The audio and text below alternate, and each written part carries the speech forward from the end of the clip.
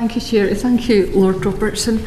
I think you mentioned that yourself earlier that there has been a long-running issue around skills gaps and skills shortages in the defence sector, and clearly there is huge ambition to bolster our national security through defence.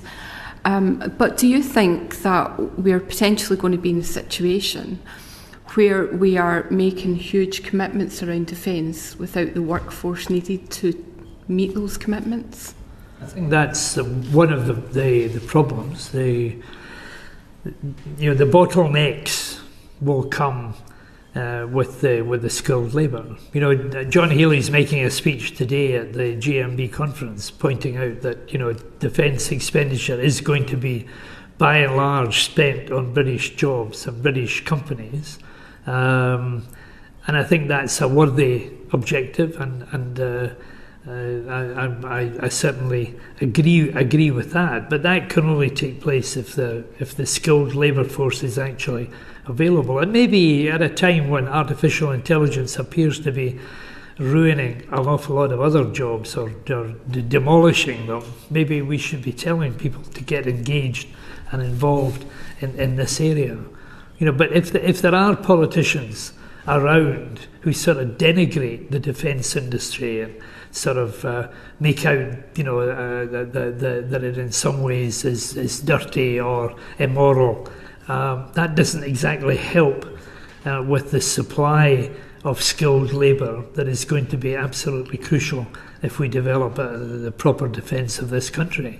When I was sitting outside in the hall, there was a gentleman, a senior executive of a company that has been the butt of large numbers of demonstrations by pro-Palestinian lobbyists who have been demonstrating about it. So I think there are headwinds that are preventing the defence industry from recruiting and training the kind of people who will be required for the future, and who would get really, really good jobs as a consequence. Indeed, we've heard evidence previously to that effect, Lord Robertson. But if I can ask, how realistic do you think the government's plans are at the moment, given the workforce crisis that was identified as part of the Strategic Defence Review? Well, they are moving on it. On elements in the Defence Review, if you take the number of cadets, in the three services, that they've been, dramatically increased in number, and that was a way in which we could reach out into society and also bring in the talented young people, the drone operators, the Xbox operators who are going to be valuable for the future. So there is an attempt to do that, and as more of the review is implemented, more of that will happen. If I can go on then to ask you about the skills element, because you'll be aware that is devolved. What role do you think that the UK government should play in coordinating defence spending with skills policy in Scotland?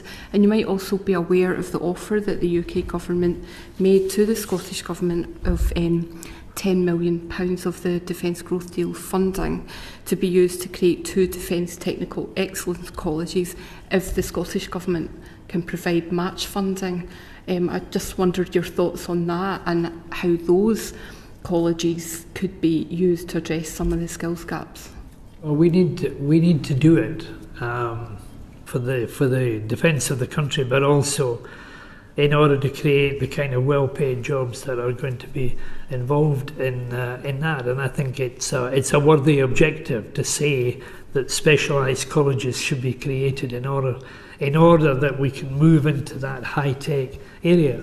We're seeing in Ukraine, the ability to innovate on the spot, very, very quickly indeed, with drone manufacture and with combating electronic warfare. All of these things there are being done. So that the more we can do in terms of education of our young people, especially in Scotland today, the better it will be for them and for the country as well as for the defence of the nation.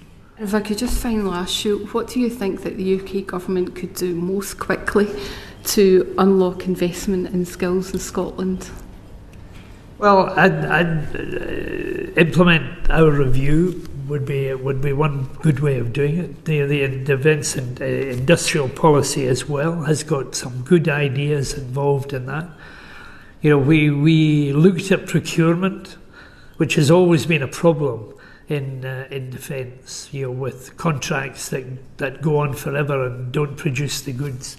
The average was a 6-year time gap between an idea being launched and the contract being paid. Now that's ludicrous in a world where things are moving, so fast and so dramatically as well. So we need to be able to move at that speed and make sure that government, is directing its attention to making sure that these skills are there and the training is right.